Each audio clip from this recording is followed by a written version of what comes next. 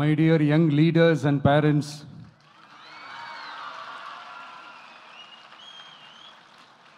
என் நெஞ்சில் குடியிருக்கும் உங்க எல்லாருக்கும் என்னுடைய வணக்கம். வணக்கம் வணக்கம் வணக்கம். Yes, young leaders and parents எல்லாரும் எப்படி இருக்கீங்க?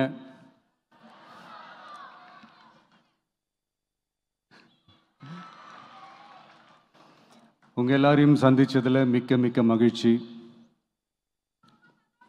Thank you thank you. Love you too. First of all, congratulations for your this beautiful achievements. படிப்பில் சாதிக்கணும் தான், படிப்பும் சாதனை தான், அதுதான் மறுக்கல. பட் அதுக்காக பர்டிகுலராக ஒரே ஒரு படிப்பில் மட்டும் நம்ம அச்சீவ் பண்ணியே ஆகணும் அப்படின்னு நினைக்கிறது ஒன்றும் சாதனை கிடையாது. ஒரே விஷயத்தை பற்றி திரும்ப திரும்ப யோசித்து உங்கள் ஆங்ஸைட்டியை ஏற்றிக்காதீங்க. அவ்வளோ ஸ்ட்ரெஸ்ஃபுல் ஆக வேண்டிய அவசியம்லாம் ஒன்றுமே கிடையாது. இது நான் ஏன் சொல்கிறேன்னா, நீட்டு மட்டும் தான் உலகமா?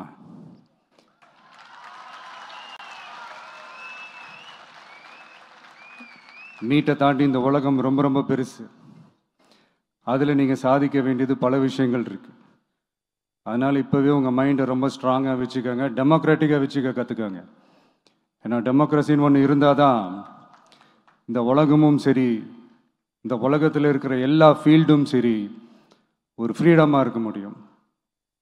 அது மட்டும் இல்லை, ஒரு முறையான ஒரு டெமோக்ரஸி இருந்தாலே போதும், எல்லாருக்கும் எல்லாமும் ஈக்குவலாக கிடைக்கும். அதனுடைய ஃபஸ்ட்டு ஸ்டெப்பாக உங்கள் வீட்டில் இருக்கிற எல்லாருக்கிட்டையும் சொல்லுங்கள், அவங்கவுங்களுடைய ஜனநாயக கடமையை ஒழுங்காக செய்ய சொல்லுங்கள்.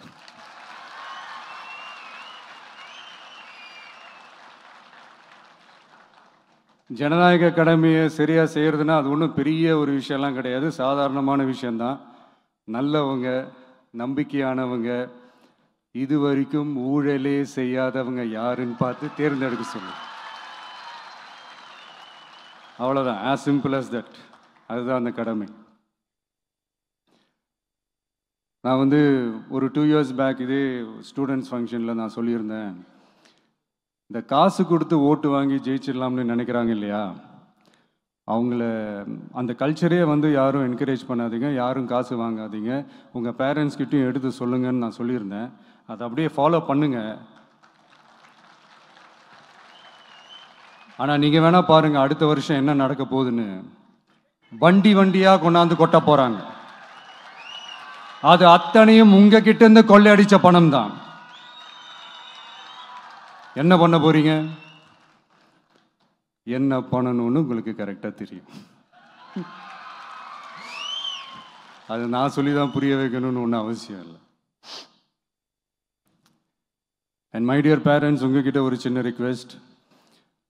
உங்கள் குழந்தைங்களோட விஷயத்தில் எதுவும் ஃபோர்ஸ் பண்ணாதீங்க, ப்ரெஷர் போடாதீங்க, எதுவும் இம்போஸ் பண்ணாதீங்க. ஃபர்ஸ்ட் ஆஃப் ஆல் அவங்களுக்கு என்ன பிடிச்சிருக்குன்றதை தெரிஞ்சுக்கிட்டு அதுக்கு ஏற்ற மாதிரி வழி நடத்துங்க. நான் டெஃபினட்டாக சொல்கிறேன், எத்தனை தடைகள் வந்தாலும் அவங்கவுங்களுக்கு பிடிச்ச விஷயத்தில், அவங்கவுங்களுக்கு பிடிச்ச துறையில் அவங்க கண்டிப்பாக சாதிச்சு காட்டுவாங்க.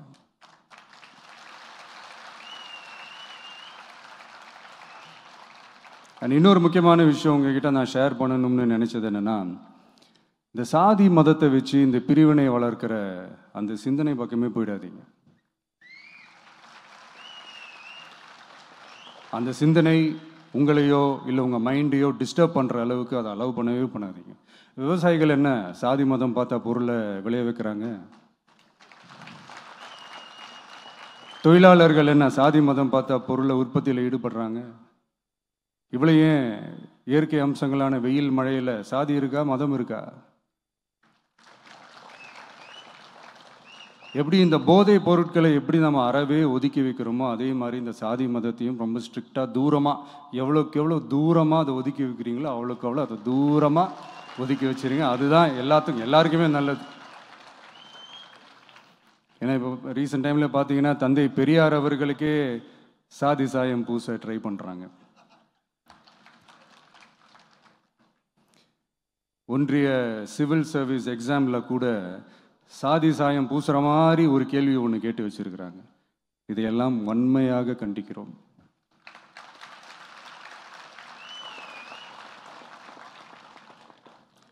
இந்த உலகத்தில் எது சரி எது தவறு அப்படின்றத அனலைஸ் பண்ணி பார்த்தாலே போதும். ஒரு குழப்பம் இல்லாத ஒரு தெளிவான ஒரு வாழ்க்கையை ஒன்று வாழலாம். எதுக்கும் ரொம்ப எமோஷ்னலாக ஆகாதீங்க, அவ்வளோ வருத்தலாம் இல்லை.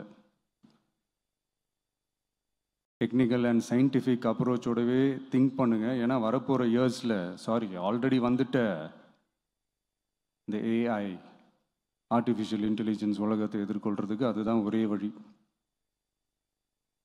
The sky is vast and wide and you have strong wings. So feel free to fly like a bird with courage, conviction and confidence.